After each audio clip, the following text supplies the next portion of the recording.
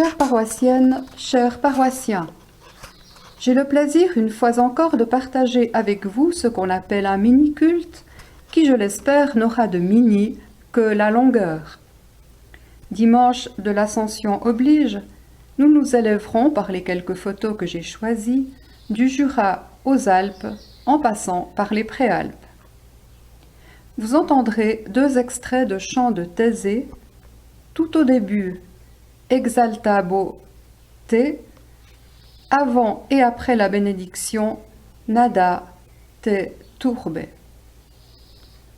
Que ce culte vous apporte la paix et la joie, tout d'abord en louant notre Seigneur.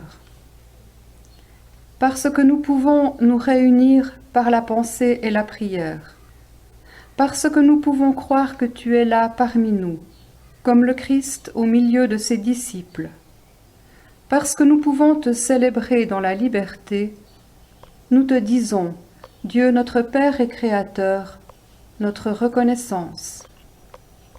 Qu'en ce temps de l'Ascension, notre louange s'élève jusqu'à toi, comme un chant d'oiseau dans les nuées du ciel. Amen.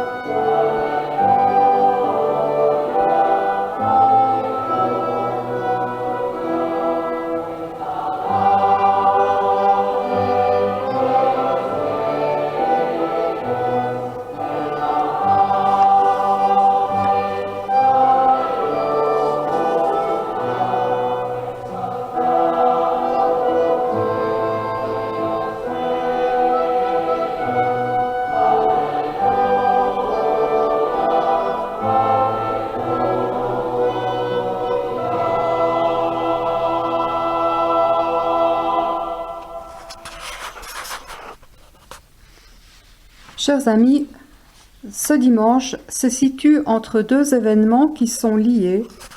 D'une part, l'Ascension, soit le départ de Jésus, d'autre part Pentecôte, soit l'envoi du Consolateur, l'Esprit de Dieu.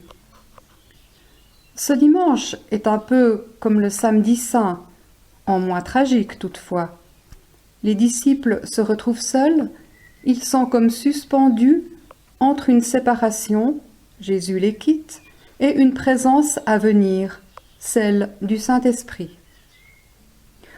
On voit bien que leur joie d'avoir retrouvé Jésus après Pâques, après la rencontre d'Emmaüs et maintenant au bord du lac, on voit bien que cette joie n'est pas sans nuage.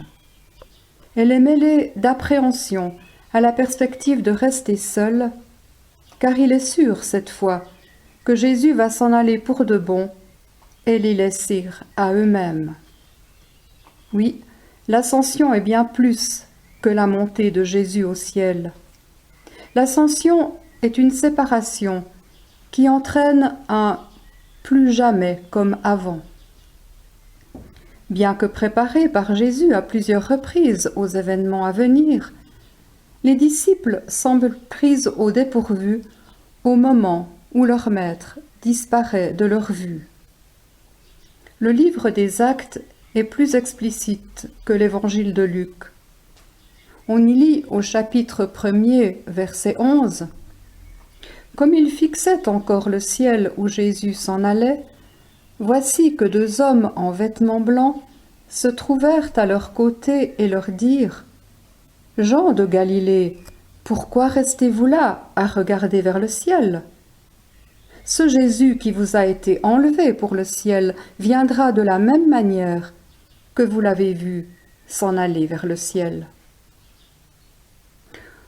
On pourrait traduire cette injonction par ces mots plus lapidaires : « Mais pourquoi restez-vous là ? Plantez, bougez-vous !» Cette espèce de stupeur qui semble figer au sol les disciples peut nous surprendre. On l'a dit, Jésus les a souvent préparés à vivre sans lui. Il les a même préparés au malheur à venir dont ils seraient l'objet, le rejet et la persécution. Et puis dans l'évangile de Jean, Jésus leur avait même promis un consolateur. Le Père vous donnera un autre paraclet qui restera avec vous pour toujours. Les disciples avaient-ils cru à ces paroles ou les avaient-ils relativisées ? On l'ignore. Ce qu'on a comme sentiment, c'est que cette ascension est une séparation et que cette séparation est tout sauf évidente pour le groupe des disciples. On a beaucoup vécu dans la séparation ces derniers mois. Une séparation, c'est une coupure. Séparer vient du latin, sécare, qui signifie couper. Et une coupure fait toujours mal. Bien sûr que toutes les séparations ne sont pas les mêmes. Elles n'ont pas les mêmes causes et elles ne provoquent pas les mêmes réactions. Il y a des couples qui se séparent parce qu'ils ne supportent plus la vie en commun. En ce sens, la séparation peut signifier moins de conflits et donc plus d'apaisement. Il y a des familles qui sont séparées d'une partie de leurs membres pour des raisons professionnelles, et là, il faut gérer l'organisation interne sans la présence de l'absent. Et puis, il y a ceux qui sont séparés pour toujours, par la mort. Alors, il faut apprendre à vivre seul. Qu'elles soient donc choisies ou subies, les séparations sont vécues avec une certaine dose de souffrance parce qu'elles mettent en relief l'échec de ce qu'on s'était imaginé, de ce qu'on avait souhaité, le vivre avec. Et puis, ces séparations momentanées ou définitives ne sont pas vécues de la même manière par tout un chacun. Certains chercheront à se distraire par différentes activités qu'offre la société. D'autres trouveront l'apaisement dans une démarche plus intimiste. D'autres encore tenteront une nouvelle relation amoureuse ou amicale. Les disciples, eux, sont plutôt dans une attitude de repli. Ils restent groupés dans leur logis, petits troupeaux désemparés, qui tentent de tenir bon grâce à l'amitié qui les unit. Peut-être se rappelle-t-il alors la promesse de l'envoi du Consolateur, et il s'accroche à cette promesse. Mais voilà que le doute s'installe. Quand arrivera-t-il, ce Consolateur ? Et puis, cette question fondamentale, peuvent-ils vraiment être consolés ? Et puis encore cette autre, qu'est-ce que ça signifie, recevoir le Consolateur ? C'est recevoir la paix. Mais comment la recevoir, cette paix ? une paix que Jésus leur promet souvent. Au chapitre 24 de l'évangile de Luc, au verset 36, on lit « Comme les disciples parlaient ainsi, Jésus fut présent au milieu d'eux et leur dit « La paix soit avec vous ». Eh bien, ces mots ne suffisent pas à les calmer, puisqu'ils croient, on nous dit au chapitre 37, puisqu'ils croient voir un esprit. La réaction des disciples nous rassure, car elle nous montre combien il est difficile d'intégrer des promesses, des mots rassurants. Combien il est difficile de se préparer à vivre sans. Malgré tout, cette promesse de paix est la première étape vers un mieux-être pour les disciples. Elle ouvre une brèche dans leur souffrance jusqu'alors bétonnée. À partir de là, les disciples vont pouvoir se lever, sortir de leur chambre haute, en un mot, se déconfiner.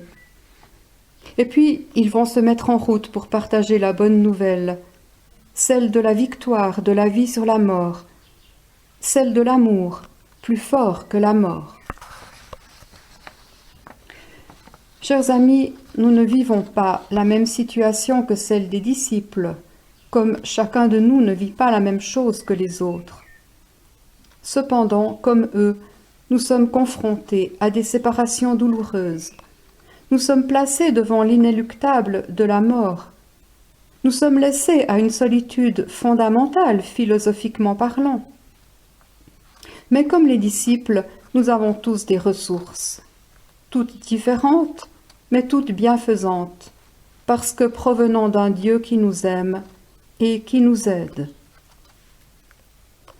Alors, avec nos moyens, nos forces, et peut-être aussi nos faiblesses, mais avec notre foi, nous pouvons nous relever, poursuivre notre marche ici-bas le plus joyeusement et le plus légèrement possible, à l'image de ces vers d'Alice de Chambrier, jeune poétesse, native de Beauvais, et que maintenant je vous lis.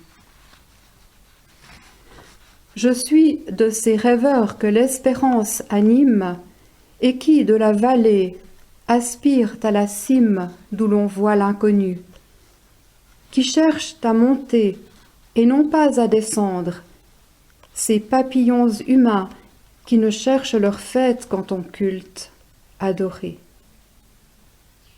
Amen.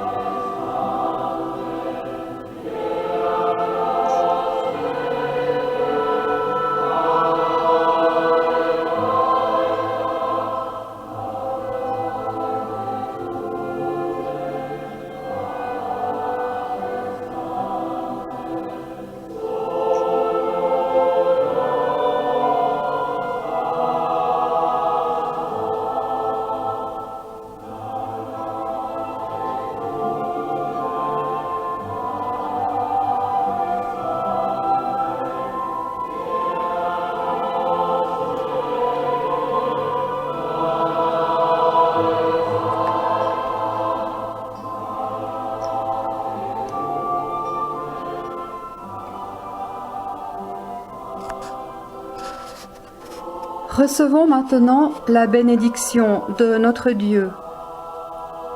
Que Dieu nous garde sur notre chemin de vie, qu'il rende notre marche légère et joyeuse, qu'il en soit de même pour tous les humains, que tous reçoivent l'espérance et la paix, la considération qui leur est due.